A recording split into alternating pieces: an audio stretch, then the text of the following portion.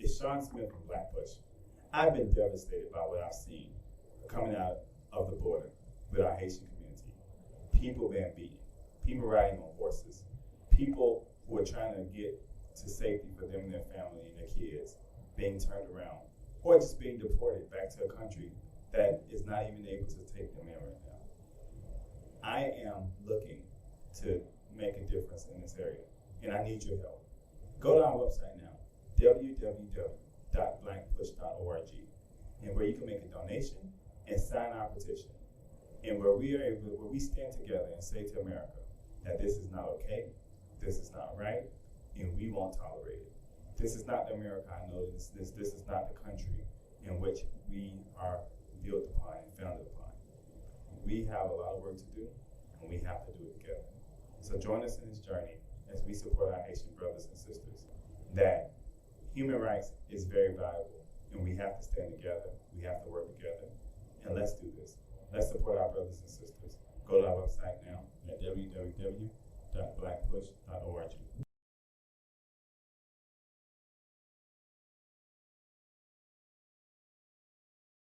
I like that. Hey everyone, so we are back. Today is what day? I always forget the date, James. Where are we on? The 29th? 29th. So we're back. We want to continue to remind everybody about our Haitian Relief Fund that we're trying to do. And this is something that James, I'm not going to let go of until the spirit leads me to let it go. But I'm going to keep talking about what's going on at the border with Haitians until some change comes, and I don't see much change coming right now in that direction. Yeah, well, I agree. It shouldn't be swept under the rug so quickly. Unfortunately, as when you're not getting a lot of media press on it, people have a tendency to forget and let it go because they don't see it. It has to stay in the forefront. If it gets pushed to the back burner, it's probably going to disappear, or people are not going to be paying attention, and it's going to be on to the next thing. Yeah, and that's how I think it is right now. Like, it's so much. Like, one of the things, I'm not even gonna lie, from this perspective, one of the things I am trying not to do is to, I'm trying not to get.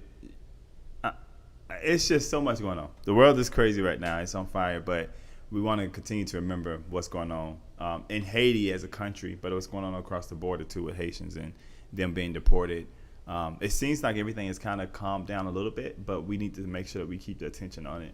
And maybe we need to go down to the border ourselves and see it for ourselves. Yeah, perhaps. Ryan can drive us. Yeah, well, the thing is, to the border? To the border and go see what's in Texas. They might get us mixed up with someone. The thing is, for me, man, like you say, it's starting to dissipate. We saw everything the first time around, but I didn't hear much more outside of that. So I'm really kind of makes you wonder where things are. Just how much, and to have the Director of Homeland Security speak on it and say the things that he said, which really sounded quite negative when you are looking at the government, because he's representing the American government, and as a stance, that was the stance he took when he said those words. And, he's representing the country at that point when he says that. But it sounded real personal. Yeah. Like it was almost his personal opinion. And the fact of the matter is that he's Hispanic. So you would think that with everything that's going on with immigration and other races as well, just not Haitian people. I mean, there's people who are Hispanic who are having issues with the immigration system. We remember like 2 years ago, they were locking the kids up in cages, right? That's right. You would think there would be some kind of like what I'm telling you, what discourages me the most is that people are not able to look outside themselves and see themselves in other people. You know what I'm saying? And I think that as a nation, like as a people, not even as a nation, as a world, if we can at some point, like, and what I'm learning to do, and this is all honesty, and this is me just being blatant, transparent, right? I'm learning to not put so much energy into people's negativity, right? So when people are upset, I ain't gonna say no names, but when people are upset, I'm learning not to invest so much of my positivity into the negativity, right? Why? Because one of the things that helped me do that is I try to step out of myself and say, like, what are they going through? And if I was in that situation, how would I feel if I was treated the same way in that situation, right? And I don't think that enough people are actually trying to look at what's going on with other people outside of themselves. You know what I'm saying? Just because it's not happening to you, it's happening to somebody. Like, the reason why I can speak up about people being evicted, right, is that first I've been to that place where I have been evicted before, right?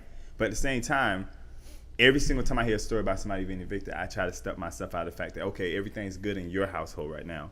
But what if that was you? How would you want somebody to react? Would you want somebody to stand up for you in a certain kind of way? Would you want somebody to go down? You know what I'm saying? How would you want somebody else to deal with it? And that's one of the things that I'm really learning to do and I'm praying that God gives me the guidance to just do that more, and not just from a black perspective or a white perspective, but from a human perspective. Like, everybody I come in contact with, like, if a person's having a bad day, find out why they're having a bad day, right? Find out what triggered them that day, and ask yourself, if you were in that same situation, would you react the same way they're reacting? You know, like, how could I be upset with somebody who is grieving the loss of their parent if I don't even know that they're grieving the loss of their parent? But then, like, I think we've been preaching this for a while. I've been telling everybody, like, even when a person dies, right? We was talking about this with my sister, with that when people die, people have a habit of saying to you, like, oh, I know how you feel, or, oh, I've been there, right? But you're able to relate to it differently. Like, you're able to relate to the fact of how it feels to lose a child to murder, right? Because your son was murdered. That is correct. And for me, in order for me to be able to grieve on your level, right, I would have to attach it to something personal to me. So, like, when I hear people, family members died, I think about how I felt when my grandmother died. I think about how I felt when my uncle died. Think about how I felt when one of my aunties who just recently died, right? And it allows me to actually be really sentimental towards their what they have going on, because of the fact that I can relate that to when it came across my own life, even though it wasn't in the same way. But when it came across my own life, that's how I felt, right? I remember when my grandmother was dying, James, and I think you remember this. When people called me, it was like, hey, how you doing? Holding up? I mean, I'm going to pray with you. I told people straight up, I don't want to hear no verses. I don't much want to hear you praying for me right now on the phone. I just need you to pray for me, right? You ain't got to do it with me on the phone. You ain't got to give me no verses. I know them all. Just pray for me, right? And now it's been a place to where, like, when people recently, even in ministry, as I've watched people who have passed away, I've been able to take a step back and be like, you know what? As spiritual as they may be, they don't need to be beat up with verses right now. They don't need me to read to them Matthew 5, where the Bible says, blessed are they that mourn, for they shall be comforted, right? They don't need to hear that right now. All they probably need to hear me say is that, hey, I love you and I'm praying with you and for you, you know? And I don't know, we got to, I don't know, we have to get to a place where we stop looking at just ourselves in our own mirror, and we try to see things from other people's perspective and what's going on in other people's life. Because if not, I think that we'll never really hear each other or understand each other. I agree with that. Looking at, looking from the outside back in, as opposed to looking from where your position is currently. It's a lot easier. We can say that we know and understand, but unless I can't, I have both my mothers, so I can't understand someone's position who has lost their mother. I haven't lost mine. I can't say I've lost my dad, but even with that, if you are a person who is estranged from a parent, both your parents, grandparents, auntie, or whoever, but you knew them, but you didn't know them. Right. You didn't have that kind of relationship with them. It's difficult for you to try to understand their position, simply because that's my mom, my dad, my grandma, my grandparents, my cousin, my child, but I didn't really have a relationship with them. I didn't grow up with, say for instance, a cousin that I knew of, but I didn't know. Right. I'm not going to feel the same. I'm going to be sad that I lost a family member, but the ones who were closest to him might feel a different way towards him. So I think a lot of it depends on the relationship that the individual has. But see, this is where I get what you're saying, and that's how we are designed, right? Mm-hmm. We're designed because, like, you ever heard those saying, like, nothing becomes real to you until it rolls down your street, right? And that's that's who we are as people. Yes. For me, and I'm just speaking for me, I can't speak for everybody. For me, there's a verse in the Bible where Paul says that in order to gain one, I have to become a sacrifice to all in order to gain one, right? Mm-hmm. And what he's simply saying is that, like, he says when a person is grieving, you grieve with them, right?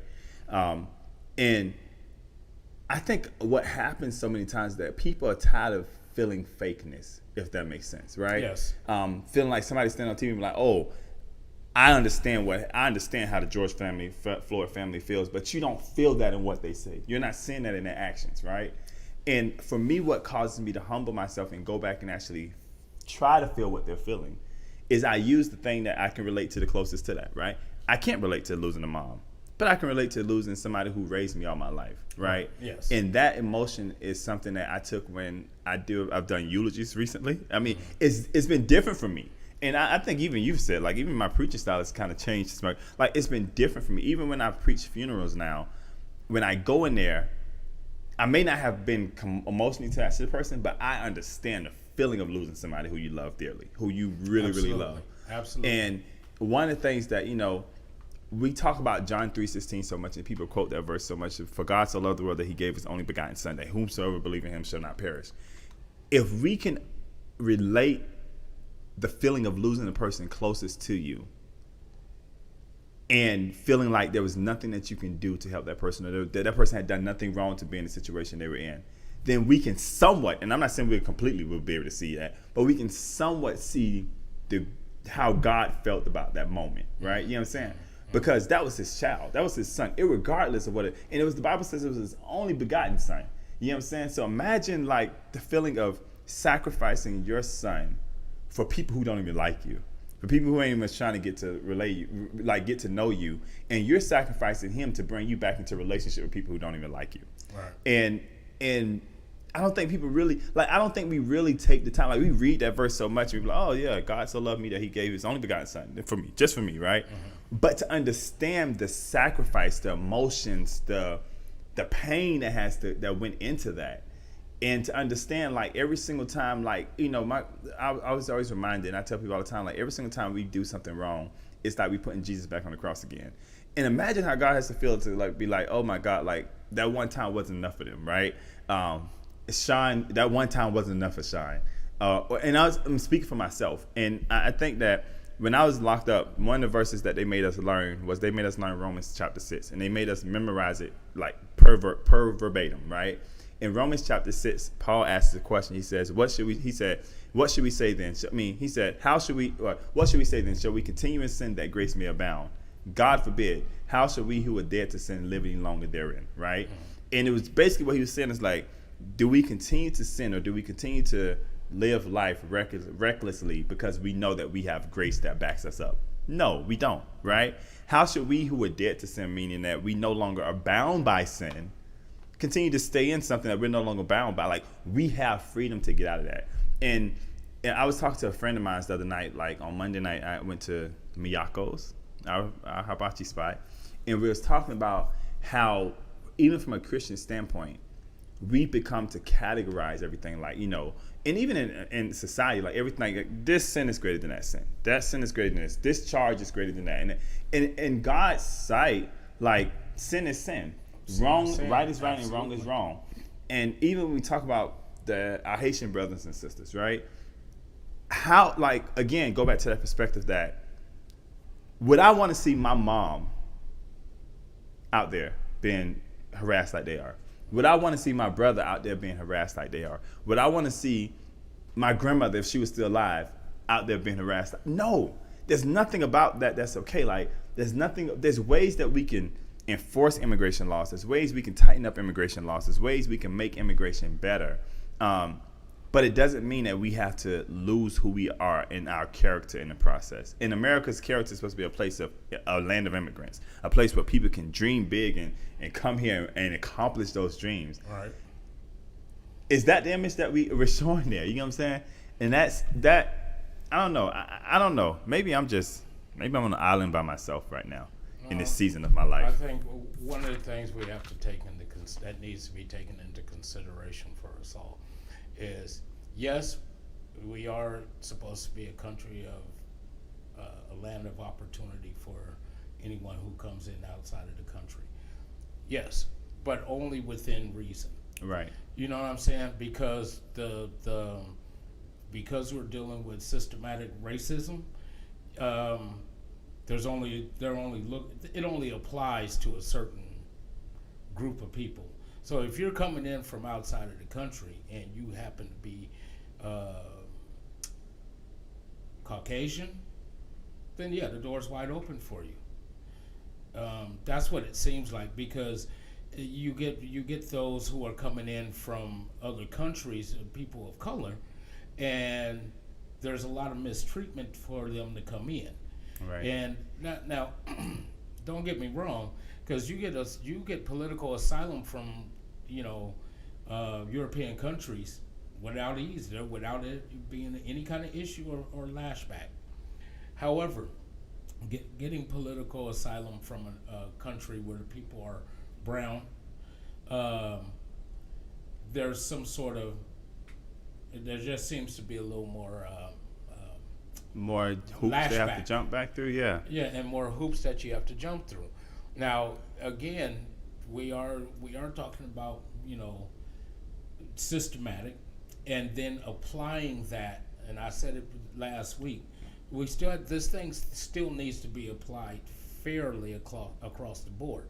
Unfortunately, fair looks different from our eyes compared to those who are in control.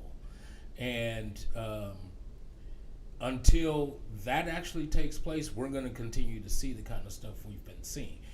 People put in cages and locked away and separated from their families. People ran down and chased down by horses and whatnot. So these are the kind of things we're going to continue to see. But it's all policy. And even if the policy is, it still has to be interpreted the same way, right? And then applied the same way. And until that happens, man, I mean, that's what we're really talking about here, because everything else, we don't have to reinvent the wheel. We just have to roll it down a smooth road. Yeah, and maybe And if that means we got to get out and vote and change lawmakers and policymakers, then that's what we need to do. We will be out doing this weekend. Absolutely. People to vote. And so make sure that you are a registered vote. Go and double check.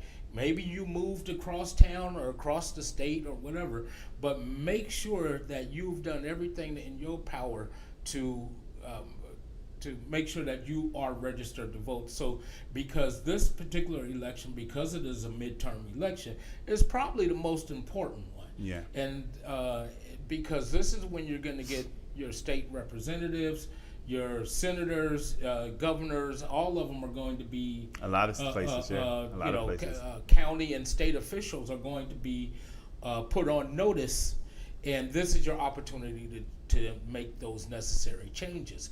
But to do that, you have got to be registered to vote. And then once you register, educate yourself on who's running. That is correct. Make sure you educate yourself on the topics at hand, so you can be an informed voter.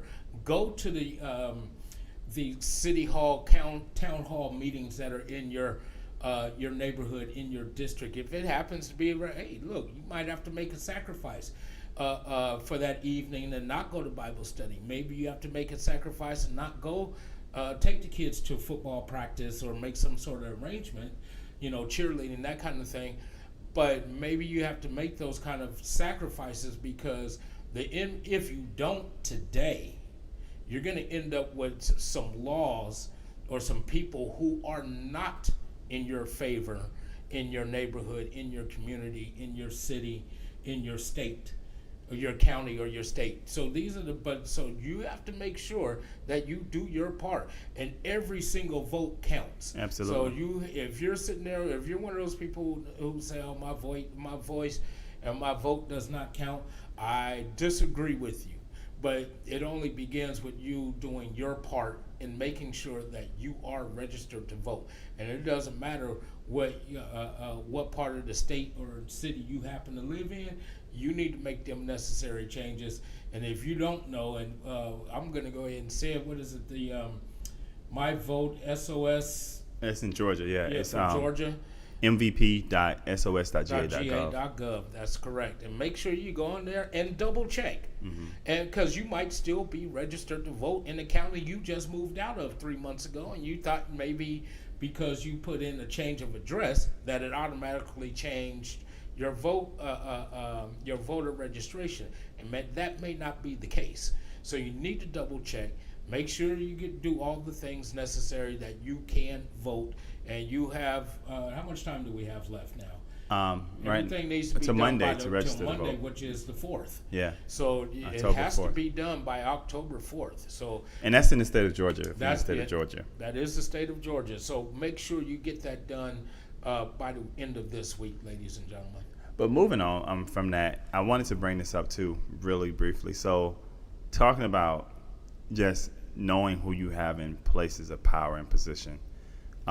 There's a video that came out recently of a black man in Missouri who had been arrested, had been handcuffed, and the police officers allowed their dogs to kind of to bite him and attack him. I think we got the video, Disco. I think he's coming up with it now, but I want to show this video first before we talk about it.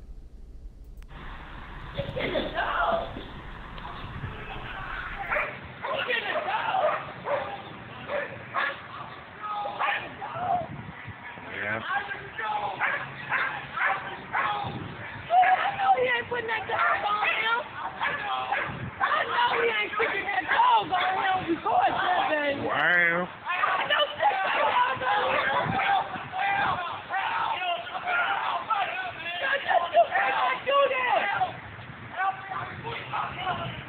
I know he can't do that. He stick the dog on him. God damn. Don't let the dog bite him. I'm recording it. That's like a dog. Lord have mercy. That's sad. You heard? Oh my God. Are you serious? You let the dog bite him. Just bite him. Oh my God.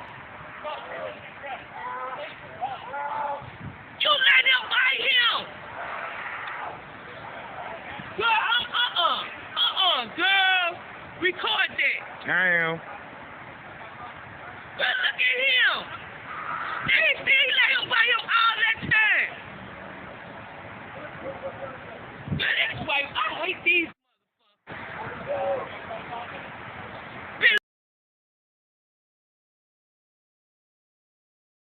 So that video, like, I heard about this story. I have never watched the video. I've seen the pictures of it, and even now, like, that's so raw. That's so raw. Because you do see in part of the video where the guy, at one point he wasn't handcuffed, but even at the point where he's handcuffed, the dog is still attacking him, and the police is just standing like it's okay. And I know for a fact, because my last job, they used to bring dogs in there sometimes to train them in the warehouse that we had. And I know for a fact that most of these dogs, they teach them in other languages how to sick and how to not sick. And German being the main one. German being the main language. But I'm just saying, like, when is enough enough? I mean, you can't. Yeah, I'm chewing on my tongue over here because I'm looking at that. There was absolutely no need for that. They actually he wasn't handcuffed when he was up against the car, but they had enough that they could have applied some pressure on him, grabbed his arms. And at one point, they had handcuffing. the leg in his back. Why the Well, dog that was was attacking when he him. was on the ground, but I saw that when he was leaned up against the car, even when the dog was attacking him, he didn't move from there. He might have got moved from side to side, but his body was still draped over the car. They could have handcuffed him then. And that didn't make any sense. Now you mean to tell me that one dude is strong enough to outpower 3 dudes in the dog. three? Well, I'm just gonna say the 2 officers with weapons that you couldn't put him in handcuffs. So just how. Ooh, I almost said it, but I'm gonna say it. Just how cowardly are you? If you're a police officer and you can't now people are gonna say maybe he was on drugs, maybe he had took some, made him superhuman, whatever. Okay, let's just face it. The truth of the matter is, you had an opportunity to put handcuffs on the man, you didn't, and instead you allowed the dog to get in on the action. Okay, and be able to bite him, and then while he was still being bit, you still didn't try to put handcuffs on him. And the thing, you but put this him is on the ground. You put the man's on the ground. You still don't take the dog off, but you have your knees in his back, and still don't handcuff him. And even when you do get the handcuffs on him, you still let the dog get at him. And my thing that is doesn't make any sense to me.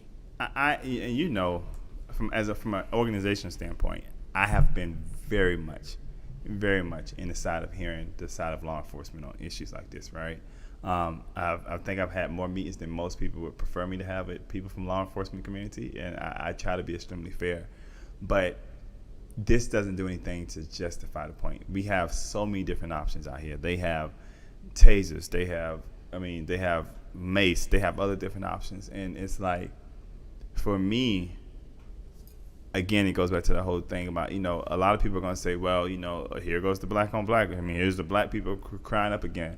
But for me, for a moment, we can't even watch, like, other parts of America can't even deal with the reality of their children being pushed by African American, okay? All right. Without being over about what's going on. How can you see this and think there's something okay with this?